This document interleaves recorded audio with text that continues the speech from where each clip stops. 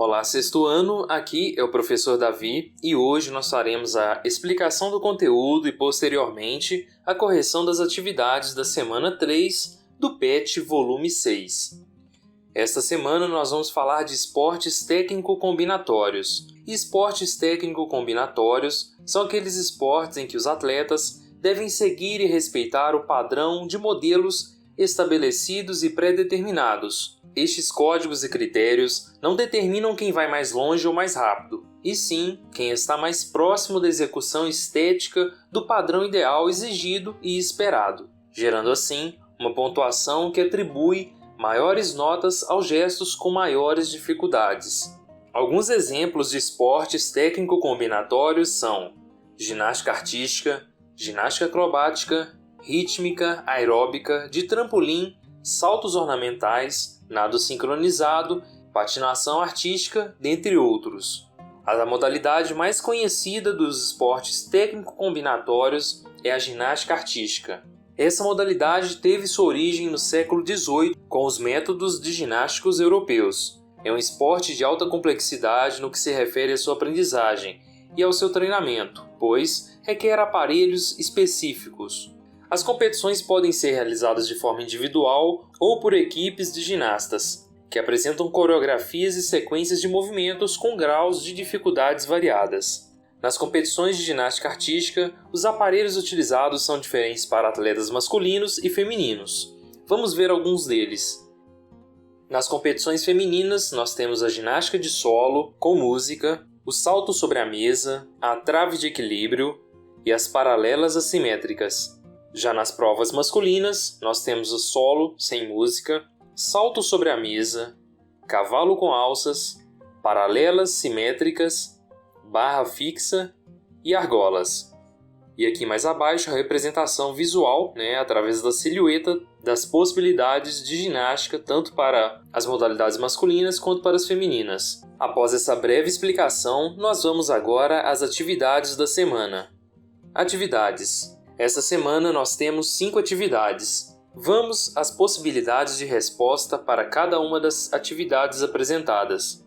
Atividades. Atividade 1. Defina o que são esportes técnico-combinatórios. Para quem acompanhou a explicação do conteúdo dessa semana, a resposta está contida no primeiro parágrafo do texto. E aí, como resposta, eu coloquei o seguinte: são os esportes que são comparados à beleza estética e o grau de dificuldade dos movimentos executados pelos atletas de acordo com padrões ou critérios estabelecidos nas regras de cada modalidade.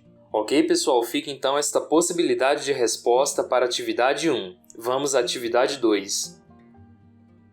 Atividade 2. Cite pelo menos 5 esportes técnico-combinatórios. E aí nós temos a ginástica artística, ginástica acrobática, ginástica rítmica, ginástica aeróbica e ginástica de trampolim. Então aqui 5 esportes técnico-combinatórios para a resposta da atividade número 2. Vamos agora à atividade número 3. Atividade número 3. Cite quais são as provas masculinas de ginástica artística.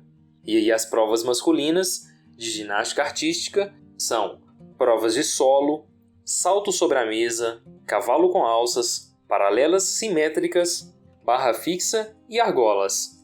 Então aí estão as provas masculinas de ginástica artística. Atividade 4.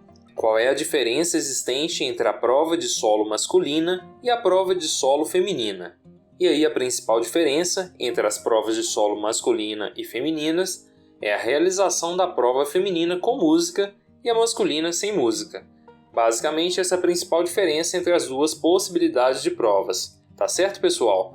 Vamos agora à atividade número 5. A atividade número 5 pede o seguinte: vamos praticar um pouco. Observe as figuras abaixo, faça os movimentos e descreva as dificuldades durante a sua realização.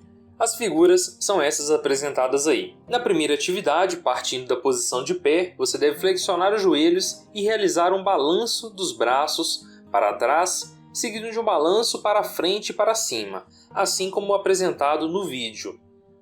Vamos ao segundo movimento. Você, partindo da posição de pé, você deve flexionar os joelhos e realizar um balanço dos braços para trás, seguido de um balanço para frente e para cima.